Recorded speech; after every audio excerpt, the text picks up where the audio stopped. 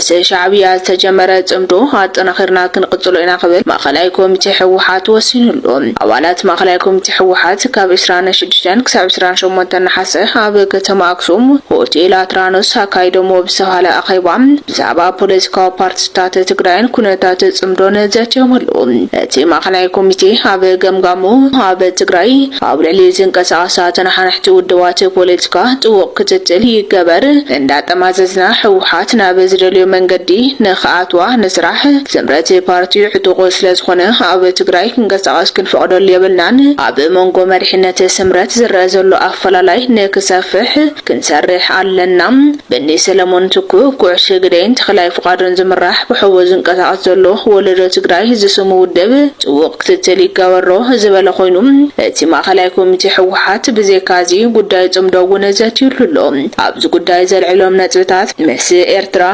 بسمركب هزبي مس شعبية زلنا ركب تبقي خيدلو حوحات ونبوشتي حاجزنا قبرتيا بجنرال تادس زمراح جزاو من محدار تقرأي نسمدو أي حجزن أي دقفن زلو سمدو مس شعبية بوانا نتجيتاتشو أسفاك مرحون ودن بيتين من جارينو عندما حاجز تخوينهم كنقصاصوم ومولي دمتي وسيلملو سألعتن مسقروا وتنازقون هزب محرا عفارن السودانن كومودما تجمير زولو ركب سلام هزبتات تقرأين إرتران زيادة تناخر كم ندقفو نرقاقز شمونتا حزون السلام كرزلنا صنع متكل بمبقاس نس كلهم هزبتات بفلاي دما مسقروا وتنازقون هزب محرا عفارن السودانن كومودما تجمير زولو ركب سلام هزبتات تقرأين إرتران زيادة تناخر كم ندقفو نرقاقز شعنته أبز تاريخاون وسانن مدرك كوينا منجست إثيوبيا استراتيجيكا متكل سلام هزب تقرأي بمردع حزون سلامن حتى بوليتيكا فتحان قرو كهون وعلى بريتوريا كتقبر حق منجستا ولا علاونتنا خرقاقزن استسددون استفانعولن وقنتنا نسو حس أطؤمن من محدارهم كملسو نسوع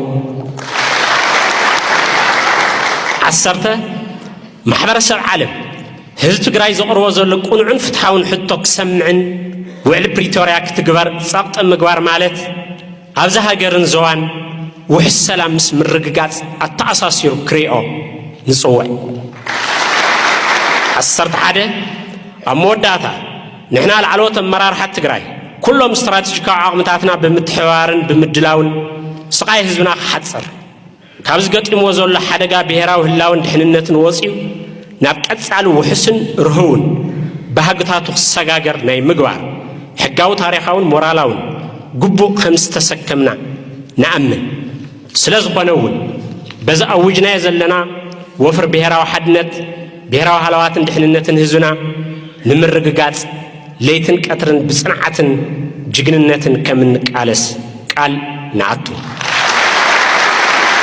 بهراو حدنت نموحاس بهراو هلاون دحننتن تقراي زل علماء وزخرن كبرن نسمعتاتنا كل تبقى قومين كل تشحن 17 عامة مرت مقاله وق ندالهم زي أبحبو أخبا مرحت حوحتن سراويت وسان انت محلالي في زبها الزولو زينام انتايوم أب كتم أقسومن مقلن أبز تخايد السفح أخبا لعلو تمررحا حوحت عزيزتي سراويت تساتفهم أبز مخرلهم محديش كيناتنا مدلا وسانا 5 سنين نتي بالجنرال تادس ورد زمرح زلو جزيو من محدار تقراي بمفراز سلطان نابت بدكتور دبرتين قبر ميكائيل زمرح سينترال كوماند كم محلالف حساب كم زغربه حادث أبتصاب ملاخيتو تأخبام كاب 26 كساب 29 تحساس كلتشحن 17 عامة مرت أبوتي الأطرانوس أخصم أب حولتي أدراش مقالة 5 خاير زقلت تحبريتام 45 مأخلاي كوميتي أبالات العلوت عزيز سراويتن كم استساتفو وانت حبيرو لهم تأخبام أب سلسته كأندي أجنداتاتون كم زد هبئي تقليسهم استراتيجيكا وأنفت مسألة بوليتيكا أنفت تقراي كمي كخون اللوم زبلن مدلاون حدقاتات كقطم زخولت أقامات كمي عينت مدلاون نقبر زبلن زمدنا مسقورو بابتي حيلتات نزلو ركبت امدوخا انتاي يمسل زبلنهم كابتي أبتا أخيواز قرب حساب نتق اندي أقالبو السحبة دمام اتي بجنرال تادس ورد زمرح جزيو من محدار تقراي كفرس اللو زبلنت بمخانم زحساب زي زقربو اللو مغنيات اتم محدار نتسقبر زلو وتادراوي مدلاوات ዓንቀፍቀፍ ይፈጥረሉ ኣሎ ዝብል ስግኣት ስለ ዘሎ እዩ። በዚ መሰረት እቲ መምሕዳር ፈሪሱ እቲ ብዶክተር ደብረጽዮን ገብረ ሚካኤል ዝምራሕ ሴንትራል ኮማንድ ሙሉእ ስልጣን ሒዙ ክመርሕ ኣለዎ ዝብል ሓሳብ እውን ብሓያል ተደጊፉ ኣሎ። ኣብቲ ኣኼባ መንግስቲ ብልጽግና ንኸውርደና ይዳለሎም፣ ስለዚ ንሕና እውን ንውግእ ክንዳለልና ዝብል ሓሳብ ብተጋዳሊት ወይዘሮ ፈትለወርቅ ገብረ እግዚአብሔር ሞንጆሪኖ እውን ከም ዝቐረበ ኢና ሰሚዕና። ነዚ ሓሳብ እዚ ኣይተ ዓለም ገብረ ዋህድ፣ ጀነራል ታደሰ ወረደ፣ ዶክተር ፍስሐ ሃብተጽዮን ካልኦት ዝርከቡ ኣስታት 25 ኣመራርሓ ተቃዊሞዎ ተነበሩ ብድምፂ ብልጫ ተሳዒሮም ንኹናት ናይ ምድላው ውሳነ ከም ዝተሓላለፈ ተሰሚዑ ኣሎ። ነዚ ንምግባር ዝተነፀሩ ስጉምትታት ዝተመልከተ ኣብቲ ሓበሬታ ካብ ዝተጠቐሱ ውዕሊት ፕሪቶርያ ፈሪሱ ትውዕል ብፌደራል መንግስቲ ከም ዝፈረሰ ንህዝቢ ምግላጽ መሬት ትግራይ ብሰላም ስለ ዘይምለስ ኩናት ግድን ምዃኑ ምእማን ካብ ላዕሊ ክሳብ ታሕቲ ዘሎ መሪሕነት እውን ብቁልጡፍ ምጽራይ ንሰራዊት ትግራይ ወተሃደራውን ፖለቲካውን ስልጣናትን ብምሃብ ብመንፈስ በኣካል ድሉ ምግባር ዝብል እዩ። ሕፅረት ነዳዲ ንምውጋድ እውን ብኮንትሮባንድ እውን እንተኾነ ነዳዲ ክኣቱ ከም ዘለዎ እውን ኣንፈት ተዋሂቡ ዝብል ጸብጻብ ወፂኡ ኣሎ። ኣብቲ ኣኼባም ኣብ ህዝብን ሰራዊትን ናይ ውግእ ሞራል ዝሓመቐ ብምዃኑ ከም ስግኣት ዝተለዓለ እንትኾን ይኹን እምበር ጸላኢ ኩናት ምስ ጀመረ ጫፍ ጫፍ ምስ ኣካየደን ህዝቢ ሰራዊትን ባዕሉ ክንነቃቃሒ ዝብል ግምገማ እውን ተቐሚጡ ኣሎ። ብተወሳኺ ብዝተፈላለዩ ዞባታት ትግራይ ዝረአ ዘሎ ፀረ ሕወሓት ምንቅስቓስ እውን ብዕቶብነት እውን ኣብቲ ኣኼባ ተገምጊሙ ኣሎ። ዞባታት ምብራቕን ደቡብን ፀረ ሕወሓት ሓይልታት ብውሽጥን ብደገን ይንቀሳቐሱ ኣለዉ። ዞባ ሰሜን ምዕራብ ሽረ ኣስገደ ፀረ ሕወሓት ምንቅስቓስ ኣሎ።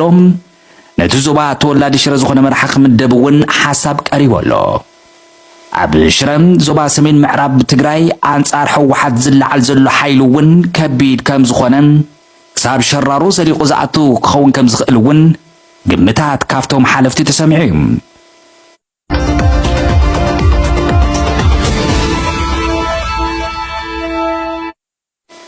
ራይን ባርከስ ክቡራት ተመልከቲ ሰማዕቲ ናትናፈረም ዜናታት ናትናፈረም ይቕጽሉ ኣለዉ።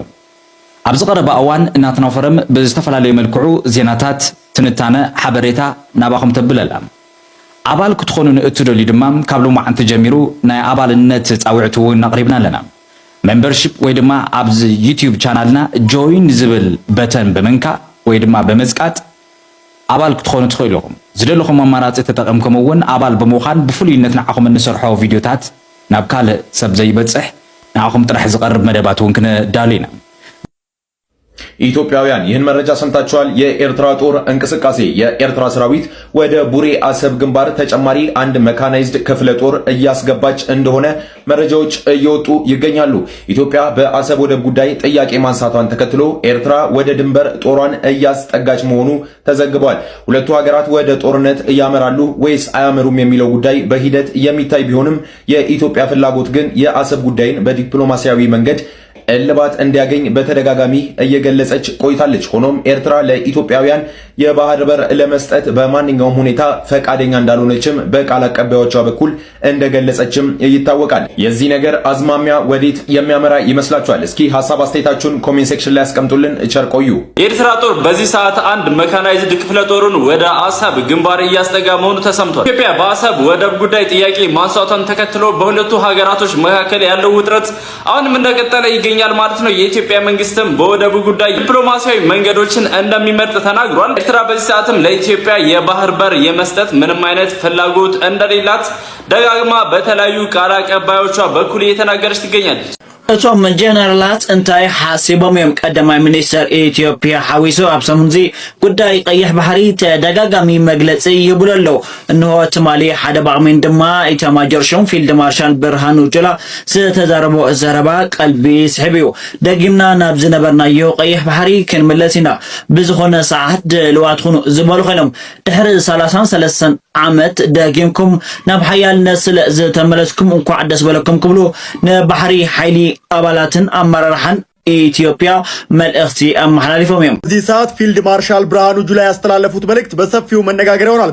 ዳግም ወደ ነበርንበት ቀይ ባህር ልንመለስ ስለሆነ በማንኛውም ሰዓት ዝግጁ ሁኑ ሲሉ መልእክታቸውን ያስተላለፉ ሲሆን ከ33 ዓመት በኋላ ዳግም ወደ ኃያልነት ስለተመለሳችሁ እንኳን ደስ ያላችሁ ሲሉ ለኢትዮጵያ የባህር ኃይል አባላትና አመራሮች መልእክታቸውን አስተላልፈዋል። ፊልድ ማርሻል ብርሃኑ ጁላ እንደገለጹት ከሆነ የባህር ኃይል አመራርና አባላት ከ33 ዓመት በኋላ ቁጭት ሻሪ ኃይል ሆናችሁ አክብራችሁ በመምጣታችሁ እንኳን ደስ ያላችሁ ካሉ በኋላ በማንኛውም ጊዜ የባህር ስፍራችሁን ለመያዝ ዝግጁ ሁኑ ሲሉም መመሪያ ሰጥተዋል። ሀገራችን በሴራ ከተገፋችበት ቀይ ባህር መመለስ ስለሚገባት የኢትዮጵያ ባህር ኃይል መስሪያ ቤት በፍጥነት መገንባት እንዳለበት አቅጣጫ የሰጡት ፊልድ ማርሻል ብርሃኑ ጁላ ቁልፉንም ታዲያ ለኢትዮጵያ የባህር ኃይል ዋና አዛዥ አስረክበዋል። ባህር ለሁላችን ይሁን ብለናል።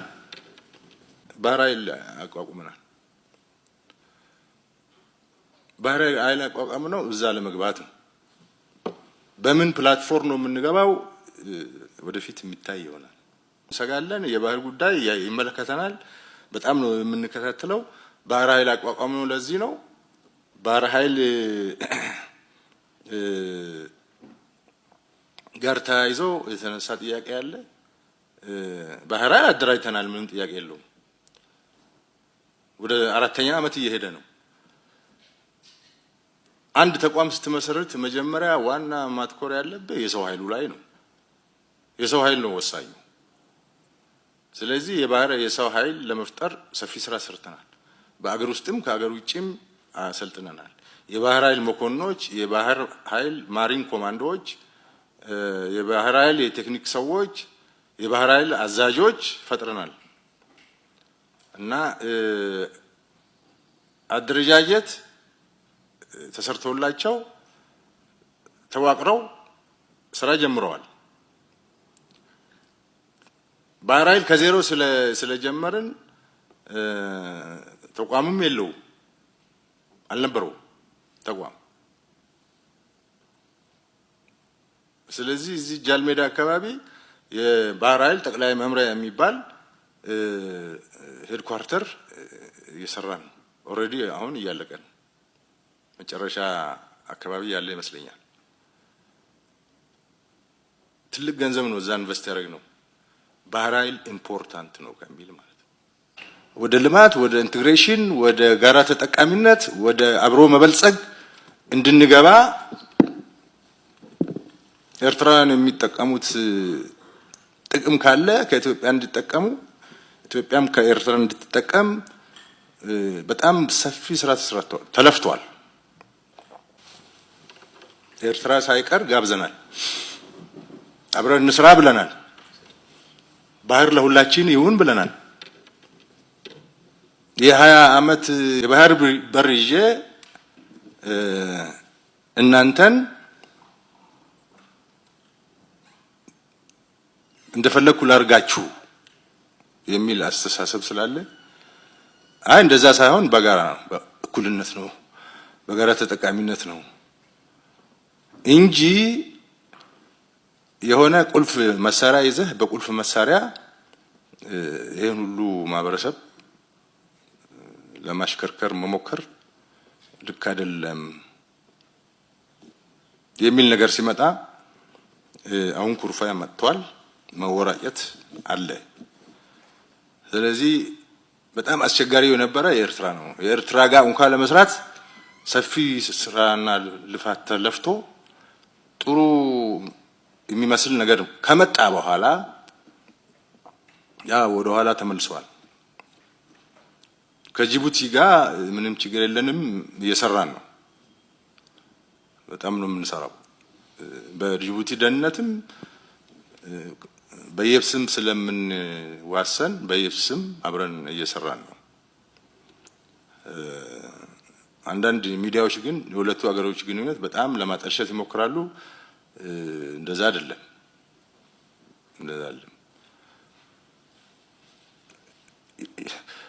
ጅቡቲ ለኛ የእንትናችን ናት ማለት መውጫ መግቢያችን ናት አሁን ባለው ሁኔታ። ሁለተኛ ጅቡቲዎች ደግሞ ከኢትዮጵያ ጋር ሳይተሳሰሩ ለመኖር ይከብዳቸዋል። በጣም ከባድ ነው ያለ ኢትዮጵያ መኖር ለጅቡቲያን በጣም ከባድ ነው። ስለዚህ ሁለታችን እንፈላለጋለንና አብረን እንሰራለን። መከላከያም ከጅቡቲ መከላከያ ላይ ጋር ውል አለው፣ ስምምነት አለው፣ ኤምኦዩ አለው፣ አብሮ ይሰራል። በሰላም ጉዳይ በሌሎችም የድንበር ዘለል ጉዳዮች ላይ አብሮ ይሰራል።